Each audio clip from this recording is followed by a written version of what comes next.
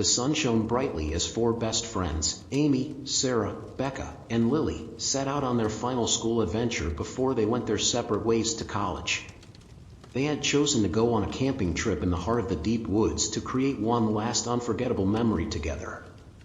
As they drove to their destination, they talked and laughed, reminiscing about their high school years. Once they arrived, they set up their tents, and as evening approached, they gathered around a campfire, roasting marshmallows and sharing their hopes for the future. Later that night, as the girls settled into their sleeping bags, they heard faint whispers outside their tent. At first, they brushed it off as the wind playing tricks on them, but the whispers grew more distinct, and they realized the voices sounded eerily familiar. Growing uneasy, the girls decided to stay close together as they investigated the strange noises. The whispers seemed to follow them, leading them deeper into the woods. Suddenly, they stumbled upon a clearing where the whispers stopped, and an eerie silence settled over them. The girls decided to split into pairs and search for the source of the whispers. Amy and Sarah went one way, while Becca and Lily went the other. As they ventured further apart, the whispers returned, growing louder and more insistent. Then, without warning, the voice of Becca rang out in panic, calling for her friends. The girls rushed back to the clearing to find Becca standing there, seemingly unharmed. They were relieved, but something felt off. Becca's scream had been too perfect, too calculated.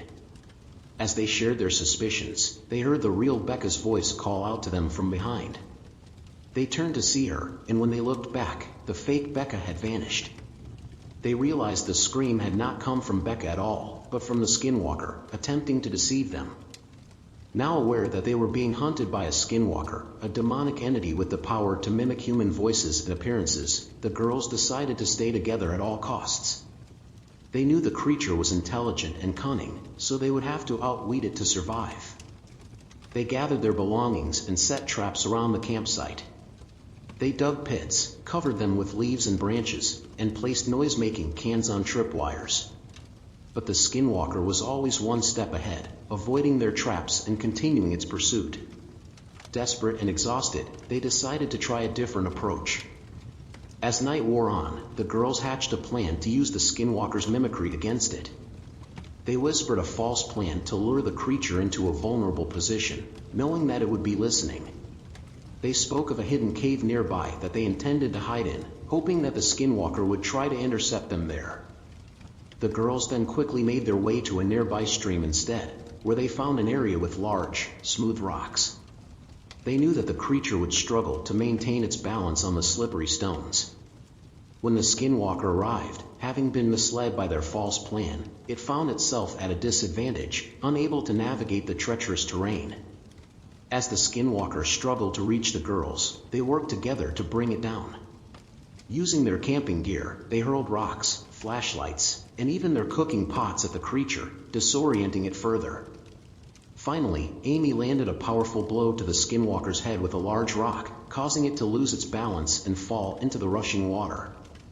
The girls watched as the swift current swept the creature away, its twisted form thrashing wildly in the water. With the Skinwalker gone, they embraced each other, relieved that they had survived the night and defeated the entity that had hunted them. As the sun began to rise, the girls emerged from the woods, battered and bruised but alive. They knew that they had survived the night not only because of their wits and strength, but because they had faced the terror together. The experience had forged an unbreakable bond between them, one that would last a lifetime. And as they looked back at the smoldering remains of their campsite, they knew that they would never forget the night they escaped the Skinwalker's grasp.